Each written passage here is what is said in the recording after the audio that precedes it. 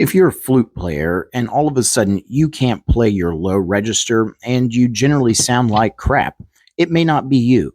It might be time to change your head cork. Watch this very long video to learn how.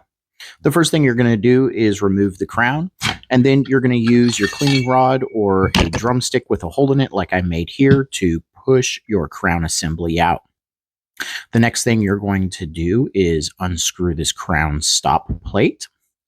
This takes a minute. Let me speed that up real quick. Okay, and next you need to remove the old cork. Sometimes they're really stubborn or they're glued on like I do. You'll see that in a minute. So grab a razor blade and cut that bad boy off.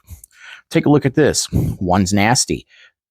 Look at all that green and brown. That's your spit, your food, your soda. Should be nice and clean like the one there on the left. Okay, the next thing that we're going to do is we're going to go ahead and insert the crown assembly, the threaded rod, through the hole. Now, you want to make sure that this lines up nice and center. Sometimes those holes aren't drilled perfectly center, so you may have to use the threaded rod to open the hole so you can get it a good center fit. That's important for this next step so that way we remove the material evenly as we are going to sand it to put in the taper.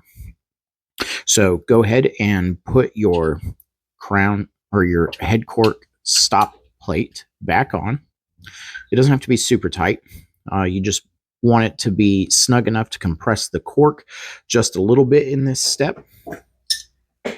And then I use these special pliers that I made. So it started out as a pair of regular pliers, and I ground off all the teeth and made it nice and shiny so that way I can reach over the threaded rod without touching it or damaging it. And I can still contact the screw nut that's on the top there to snug this up. Next, I'm going to grab a flat piece of metal.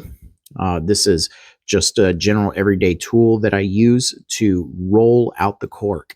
Think of it like rolling out some dough. We just want to make sure that there's no lumps in it and that it rolls out nice and evenly. So we're just going to roll it on the table just a little bit to make sure that that cork is compressed on there evenly.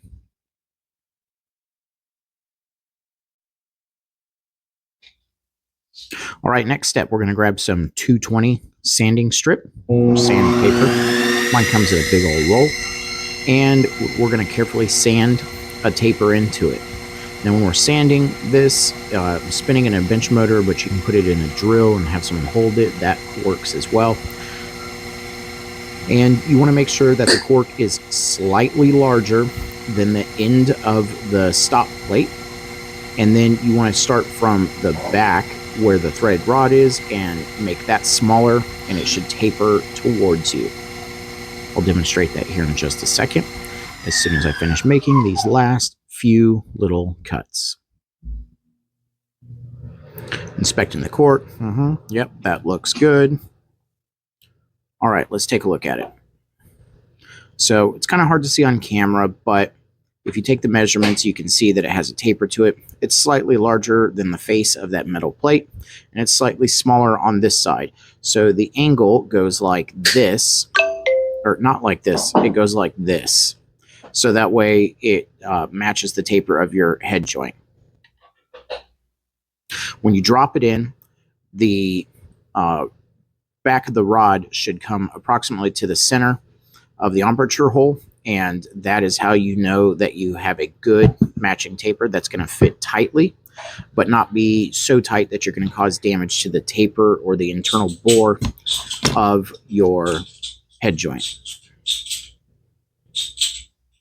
All right, next I'm going to back off the plate and pull the cork back away from the I'm going to pull the cork away from the plate there, and I'm going to apply some shellac to it. I like to put some kind of adhesive to lock the cork in place, because sometimes as your cork dries out, it shrinks up and it pulls away from the stop plate there. And this adhesive ensures that you'll have minimal shrinkage that's going to cause air gaps and it'll just keep your flute playing a lot nicer for a lot longer time. I'm going to squeeze that back down, put some on the top, put the screw plate back on, and then clean up all the excess. If a little bit squeezes out of there, then you know you have enough glue on there. So make sure you clean that up.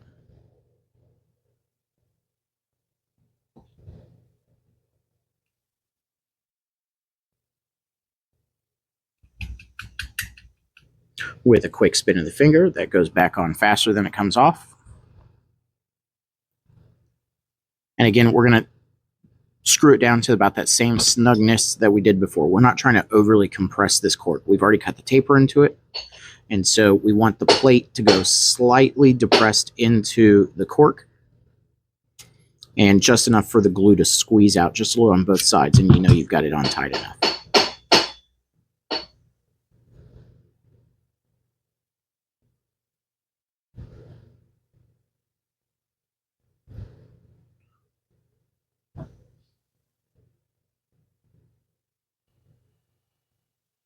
Okay, for this next step, I use paraffin wax and a heat gun to melt some wax to seal the cork.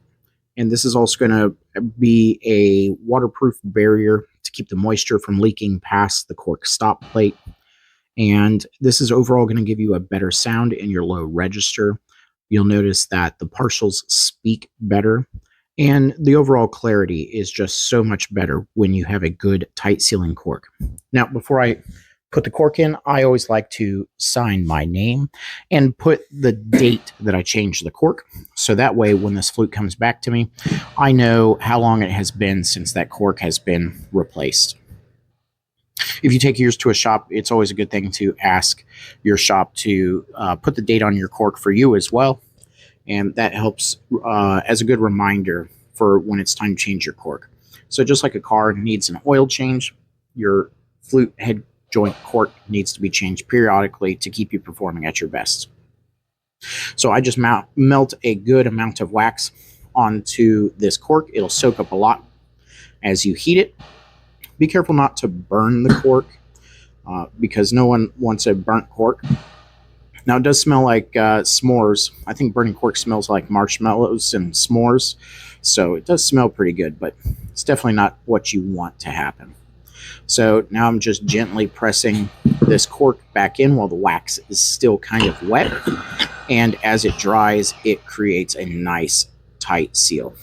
So as a last step to this, after I check to make sure I've got the cork in just the right place, using my cleaning rod, as we talked about in some of my other videos, it should be approximately 13 millimeters to the center of the embouchure hole from the cork stop plate, and that's what that line is on your cleaning rod. Then we're going to put our crown back on, and then I'm going to heat the head joint where the cork was to remelt that wax, and it will create a nice tight seal. And I will let that dry with the crown facing downwards so that way all the excess wax pools behind the cork plate, and then I'll use a Q-tip to clean out all of the excess.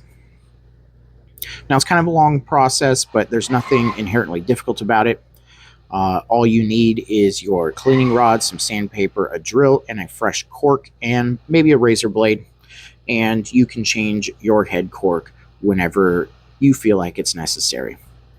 Head corks are relatively inexpensive. You can purchase them from sites like musicmedic.com or JL Smith Flutes is another company, or JL Smith Tool Supply. They have them to where just anybody can purchase them. I recommend go ahead and get a couple just so you have some spares so you can save on that shipping. So right here, I'm just cleaning out all of that excess wax. And once you've done that, your flute should play like it was brand new. Totally amazing. So go ahead and smash that heart up there for me. Drop me a comment. Let me know if you've done this before, or if you want any more tips on how to adjust your head joint. bookmark this so you can come back to this video later and share it with all of your flute player and band director friends so they can see how to change.